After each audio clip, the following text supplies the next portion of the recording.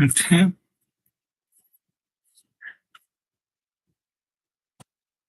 Do do do do do do do do do do do do do do do.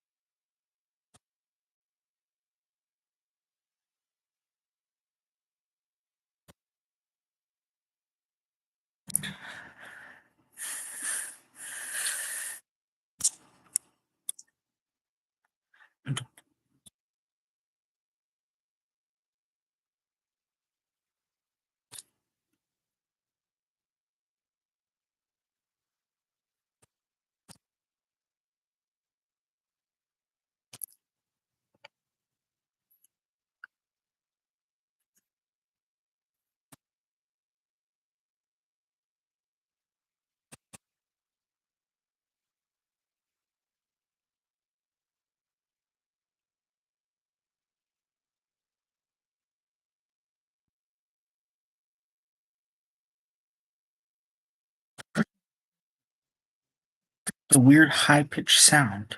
What on earth? Wait, there's more. The two periods.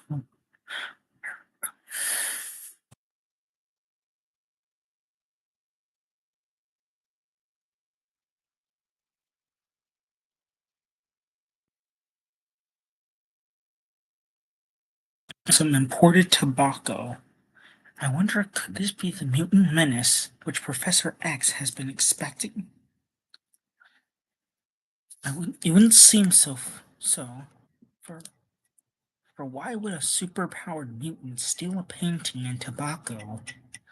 And yet, these raids may have been only tests, part of some deadly plan.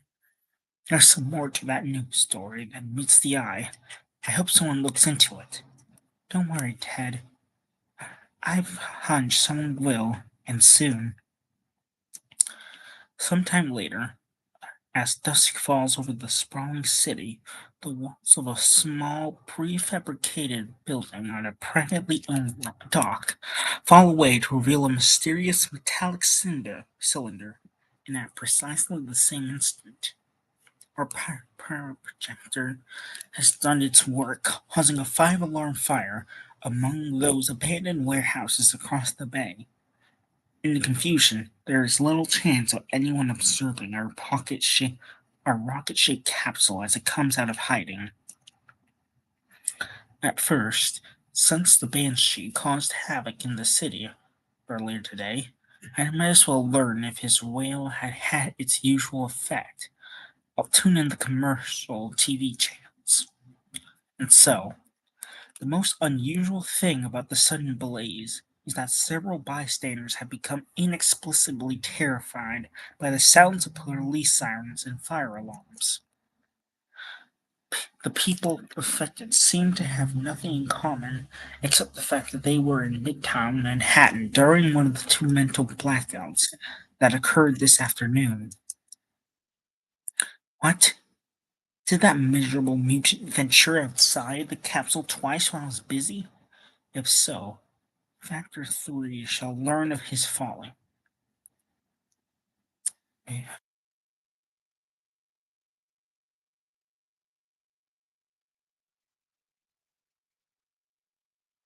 Why change the name of this?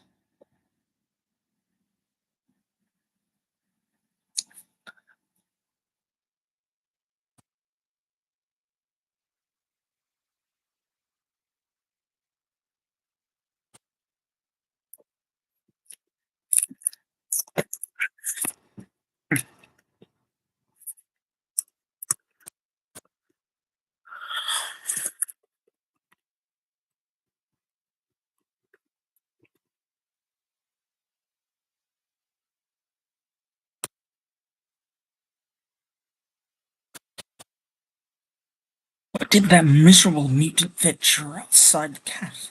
What? That miserable mutant. Miserable mutant adventurer outside the capsule twice? I was busy. If so, Factor 3 shall learn of his folly. Well,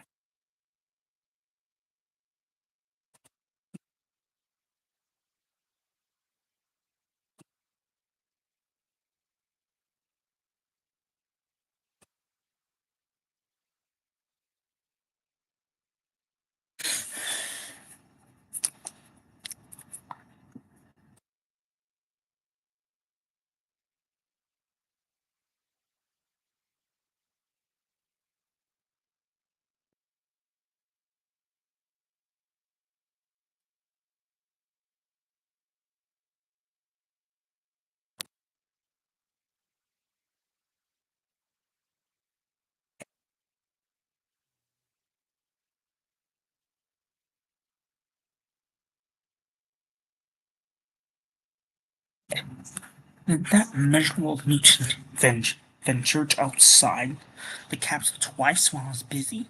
If so, Factor 3 shall learn of his folly. Then, descending to the lower level, bah! No use asking that costume clown. Besides, there is no need. Within the hour, we should accomplish our mission and depart. Banshee, the time has come. We are ready to proceed. Then, let us get it over with. This is the hour we have long awaited. The hour of the capture of Professor X, leader of the X-Men. Moments later, as a sliding section of dock becomes a ramp, freedom of the world is doomed, and it will not be aware of it until too late. Meanwhile, our merry mutant band is not exactly asleep at the switch. But I don't understand, Professor. What makes you think the character who caused those thundering sounds will strike here? I can't be certain, of course, but twice since we defeated the puppet master, I have had the sensation of someone trying to gain control of my mind.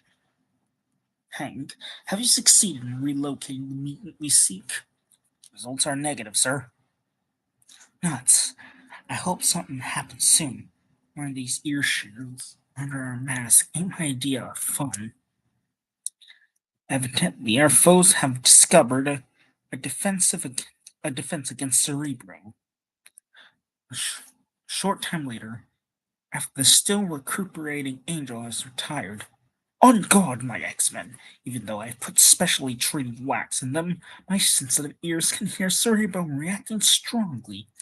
That means the mutant is close at hand, and doesn't care we know it.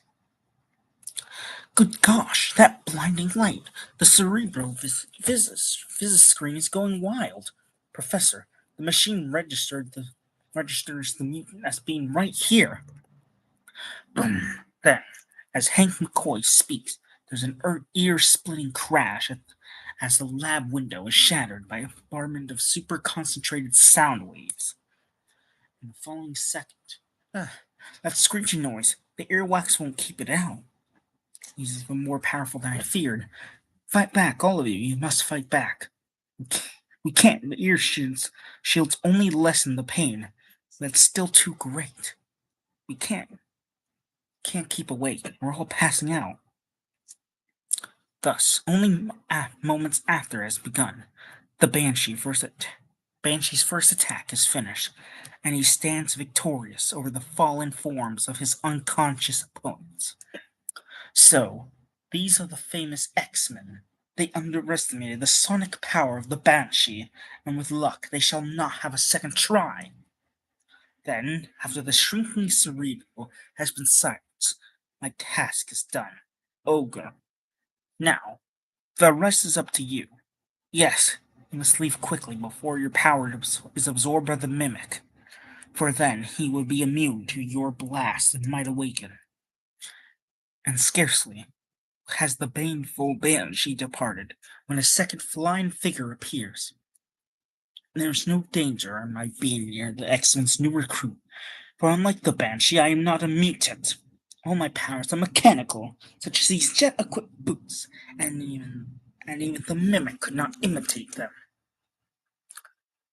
Within minutes, the Oxlite Ogre emerges from the school, with a securely bound prisoner across his ample shoulder. Factor 3 has plotted carefully to the smallest detail for the capture of the great Professor X. It is the supreme irony that the world is unaware of his role as the leader of the X-Men, or of the incredible mutant abilities which are his. And it is those same abilities which Factor 3 will use to conquer the Earth. Ugh! A branch tripping me? That's what you get for boasting when you should have been counting short, dark, and ugly. If you're so hip on them X-Men, why don't you know there are gal mutants too? So, the one called Marvel Girl was not present to be felled by the attack of the Banshee. But the ogre will not be thwarted by one lone female, even a superpowered one. A single blast from my wrist repeller rays, and you'll bar my way no longer. He's not kidding. Even though I managed to levitate out of its way, I can feel the terrific force of the rays. I can just dodge behind that tree for a second. A second blast cut me off. Once more, and it will be over. All be over. Then suddenly, not quite over, mister. Luckily, our ear signal protected us enough that we recovered more quickly than we hoped. Now, we'll show you what we think of overstuffed baddies who try to capture the professor. And it'll be a most graphic lesson indeed. Ugh! Bah! I have no time to waste on the likes of you now. Look at that, will ya? Rocket boots, huh? Yeah. Watch it, all of you. He's bound to counterattack. An astute observation, Mr. Drake. Right, you are, Cyclops. And these propeller boots are even more maneuverable than you might imagine. Look out! Ooh! Before the ogre has time to gloat. Sorry I'm late, pal, but I'll try to make up for it. The Mimic, the most powerful of the X-Men. Okay, I don't know who the Mimic is. Like, this is the first time I'm seeing him in Marvel. I've never heard. Well, what do you know? You've heard of me, Greatsville. I always say it's no fun being slugged by slug beast string. It's wait. It's always. I always say it's no fun being slugged. Be stranger. Is that? Okay. It's no fun being slugged by strangers. You talk too much, fool. The ogre is armed with more than mere gadgets. The ogre, huh? Well, now that we've been formally introduced, let's say we take another whack at him, guys. What do you mean, guys? I'm on this team. I'm for that, and this time I'll talk with my fist. So, your mutant powers kept you from being knocked out by the repeller ray. I got to move off to one side. Can't blast him while he's standing right in front of the professor. Lay on, Macduff, as the bard would say. Factor 3 has equipped me with other devices as well. For example, by the time you can, I'll be gone. And so will your precious Professor X. Blinding lights, I can't see. Must gain a few seconds for the X-Men now. Then before the astonished ogre can make a move. What in blazes? Xavier's awake, and he tripped me. Teenage mutants aren't the only ones who can fight, my friend. I thought I was going to say Teenage Mutant Ninja Turtles. Blast it, I can't fight them all at once. And in a moment, Xavier will be recovered enough to turn his accused mental powers on me. Get him! He's pressing some sort of stud on his glove. You're too late, X-Men, for I have summoned one whose powers you cannot resist. I have summoned the Banshee. And an instant later, it's the same wailing shriek we heard before, and yet it's not the same. That noise, I can't stand it. You're right, Scotty boy. Our unseen antagonist is trying a new approach. At least he's not utilizing the same pitch as before. The next second, the X-Men are struck by an overwhelming wall of oral. I don't know what that word is. Hold on. AURAL. You are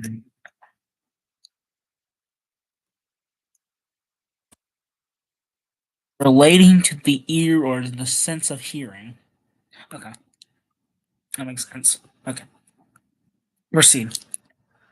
The X-Men are struck by an overwhelming wall of oral energy. As that sound, it's like a solid thing. My telekinetic powers are being able to soften the blow. He's vibrating so fast and furious I can't mimic him. An impudent upstart. Do you think the banshee possesses only one sonic weapon? The banshee has stunned them all. Stunned them. But they're still conscious. I must escape. That accursed girl's trickery damaged my rocket boots. I hope I can still fly. Well, looks like somebody scored a round against that character anyway. He's put he's putting off like a wounded motorboat. As usual, lad, your choice of similes leave much to be desired. But the professor is safe, and that's the main thing. We'd best convey him back to the lab. And even as the weary mutant marvels prepare for a future attack, the hurling figure of the Banshee returns to his concealed capsule. I'm overused. I've overused my powers today. My sonic vibrations had barely enough strength left to fly me to safety.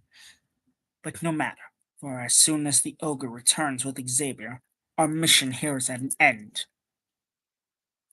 However, a few minutes later, when the blustering brute enters, Ogre, you've come back empty handed.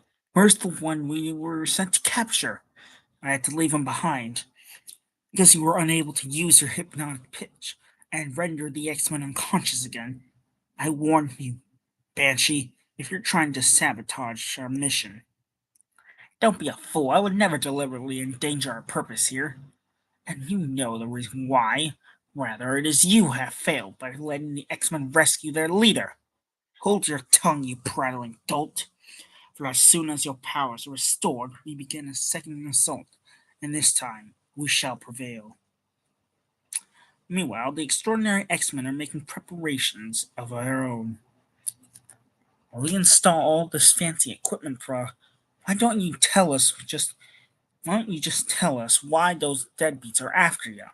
I'll explain later, Calvin, when I can be more certain of the facts.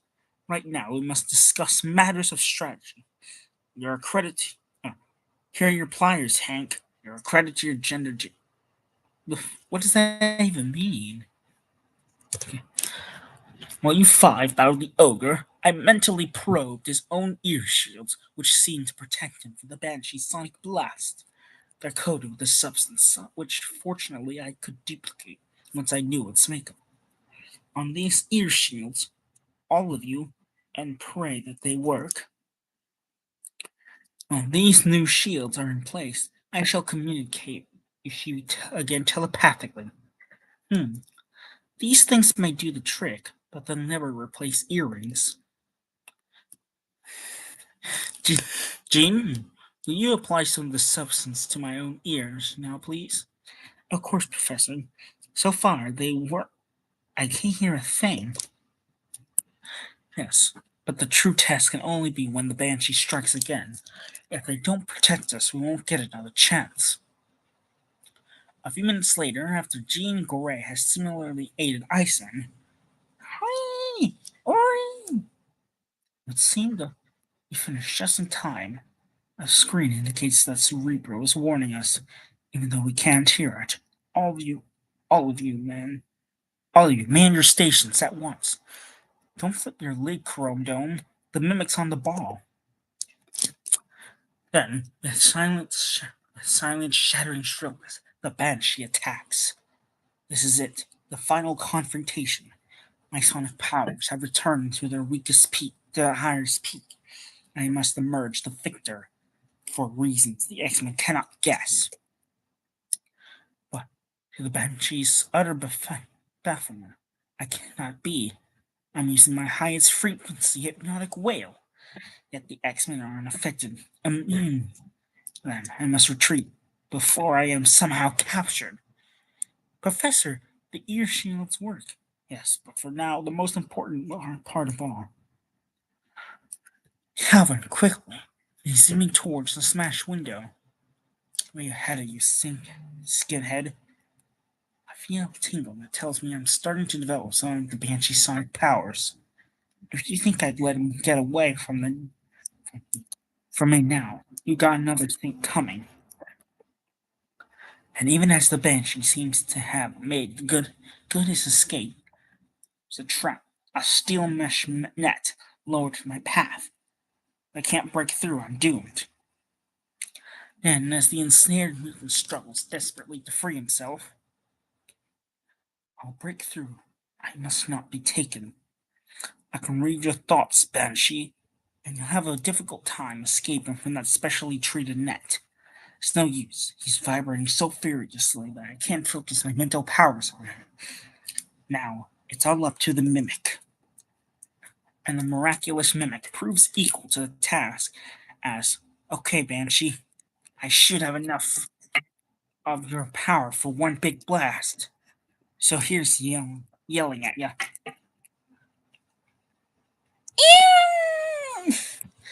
Good work, Calvin. Your own will has struck the Banshee and is slowing him down. Now, while he's relatively vulnerable, Hank, find the gas pellet at the net. The projectile's on its way, sir. The net was a due was a doubly necessary precaution. Otherwise, our feckless foe was virtually invisible. The next second, the pellet explodes on contact and whoosh, can't vibrate fast enough to repel the knockout gas. The X-Men have beaten me. We got him, sir, in the nick of time. If you'll forgive the colloquial cliche. Another moment, and the net would have been thoroughly demolished. What McCoy? What's McCoy looking smug about? It was my sonic whammy that turned the. Ooh, I hate him already. Like I already hate him. Any monkey could have fired the gas. Oh wow. Yeah, no, screw the mimic. This there's no time for grandstanding. Mimic. Wait. Oh wait. We must secure the prisoner before he awakens. Wait, what grandstand? Oh right, he can read his mind. Right. He will. Thus, each of the teenagers performing predetermined tasks, their captive is swiftly rendered helpless. Tell the beast to open that door. Faster, leader. The Banshee's heavy in this leftover pressure suit. Also, why can't we take off these blasted ear shields now that he's all wrapped up? No, Calvin. No, Calvin. We must take no chances while his partner is still at large. A most judicious observation, sir. The ogre didn't strike me as the type who is easily discouraged. I suspect you're right, Hank. Now stand by, Bobby, to activate the vacuum chamber. Just say when, Professor. I'll give the boys a hand with my telekinetic ability. Cowering. Cal Rankin may be brash, but he came through in a crisis. As soon as the confused speaker comes to his senses, I'm powerless, suspended in the gravity-less, airless chamber. I receive enough oxygen to breathe, but not enough to vibrate myself free. Correct, Banshee. Correct, Banshee. Cyclops, bring an extra oxygen tank from the cellar lab, please. Yes, sir. Moments later, as Scott Summers fetches the required equipment, he notices, hey, that heavy oaken door. Strange, it's been locked ever since we came back from our last vacation. But Professor never told us why. But I can't wonder about it now. Guess we'll find about it sooner rather than later. I guess we'll find out sooner or later. That's putting it mildly put. Don't hold your breath while you're waiting, sneaky Stan. Okay. Meanwhile, above, what do we do now? Wait around like sitting ducks for the ogre to attack? No, Calvin. I'm sending you out to reconnoiter and see if you can locate him. If you do contact me with your thoughts, now you're talking, Big Dome. Or rather, now you're thinking. It's this is more like it. I'm starting to go stir crazy in there. Even if I don't find that overstuffed ape, at least I get a chance to stretch my wings. The most powerful of the X-Men departs, probably on a scouting mission. Then this is the moment that I must attack his comrades and capture Professor X. Slowly, quietly, the unseemly ogre makes his way stealthily to the lab where the fools, they left the front door unguarded. They think I would resist such a tempting invitation. This larger repeller ray will finish them and net me my prize. But in the same split second that that constant brute fires, a telepathic thought rings out. All of you, leap away from me now. The ogre has returned. The professor, he expected that blast, must levitate him to safety. He missed, but it sent us sprawling, the force knocking us off our feet. And as the mutant quartet fall momentarily, stunned, I will tend to Xavier in a moment. First, I'll take care of you, Banshee. You have failed, and Factor Theory has no use for failures. I can't hear in this vacuum chamber, but I can read his lips. The ogre intends to kill me. It takes but a simple adjustment to turn this device into a deadly weapon. And now the Banshee, I alone, shall receive full credit for. Blazes, the gun's been shattered. Of course, it's Cyclops. Well, he was not here when I attacked. Must flee before he can turn his beam on me. He's getting away, Professor. Are you alright? Yes, I sense his nearness and sent Calvin away. Yeah, I need to drink.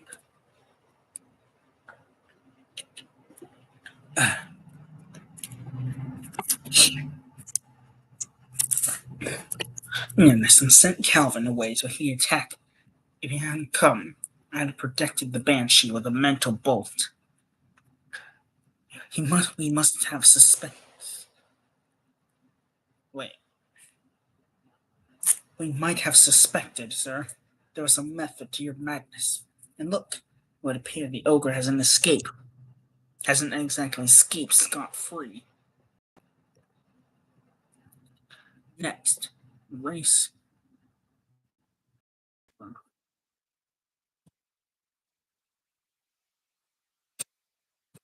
Let's see.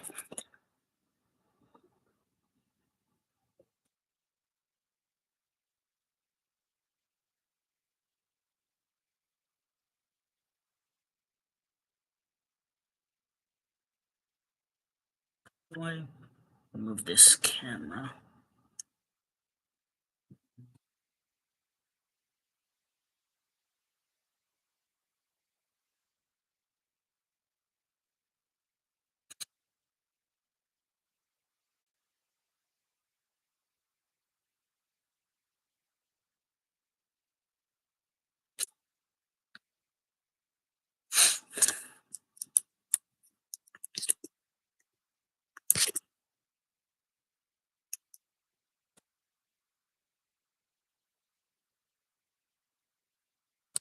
There we go. Next, racing to the window, the mutant see the mimic. Xavier must have called him, and he's bombarding me with the Banshee sonic powers. But my special ear shields render immune.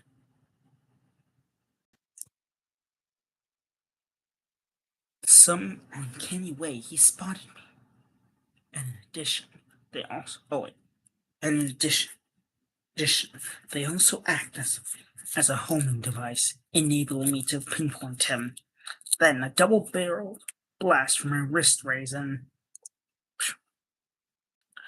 I've set up a sonic barrier against his repel, but I still feel like a tossed out. Just one chance. I've got to use a bunch of my mimicking powers at the same time.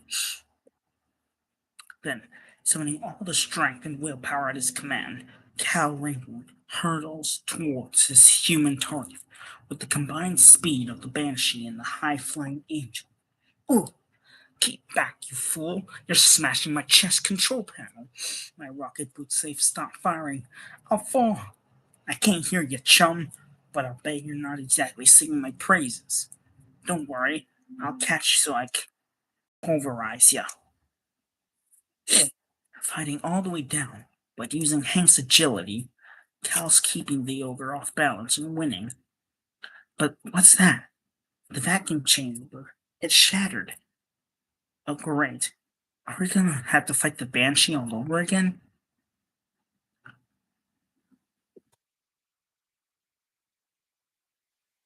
Is my camera's blocking the uh like the comic. So hold on, let me just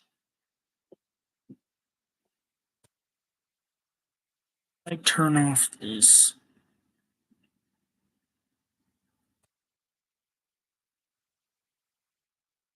Uh,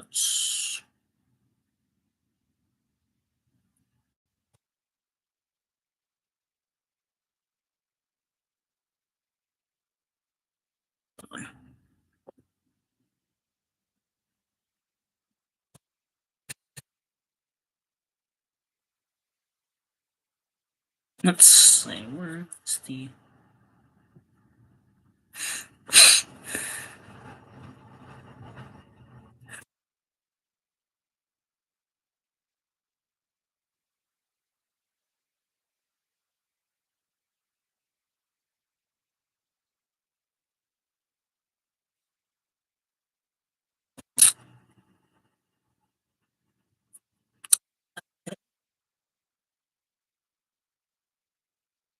cannot find how to turn off this camera.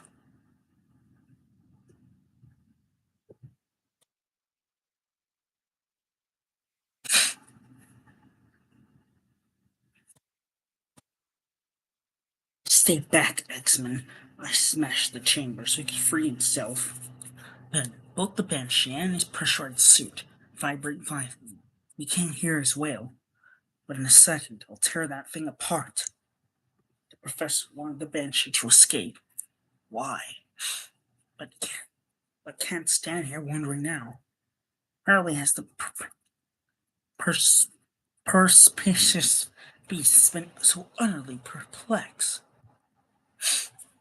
He's slowing down, materializing, but why isn't he renewing our battle? Remove your ear shields, and I'll tell you, X-Men, as soon as I use a mental bolt on his headband. You've done it. At last I'm truly free. I can hear it now, sir, but I still don't get it. Allow me to explain. Supposedly, the ogre and I were partners in our attempt to capture Professor Xavier. But, but through the headband, the ogre actually dominated me. For if I haven't done my part, he could have killed me by remote control. Then we should have removed it earlier when you were unconscious. Yeah, we couldn't, Iceman. For as I mentally sensed, the device would have exploded if we had tampered with it. But the mimic broke those controls, so the dangerous pass, and the banshee need be our foe no longer. And if I may hazard a guess from the tranquil scene below, sir, we'll have no further trouble with the ogre. I still don't understand, Professor, why they tried to capture you. I know part of the answer while ago has to do with factor 3. That sounds some kind of that sounds like some kind of toothpaste. Do not jest, lad. For Factor 3 is the most dangerous secret organization on the earth. It has the means to conquer the world, or even to destroy it. Okay. That was the introduction of the mimic. Uh,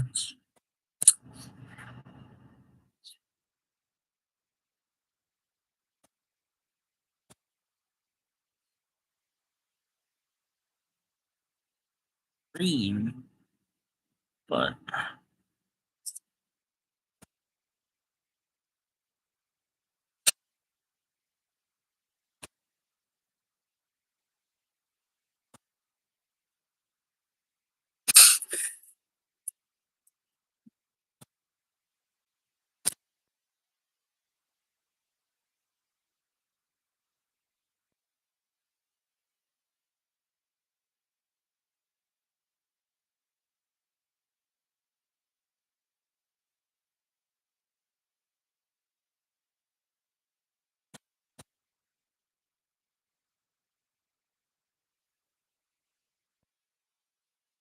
see.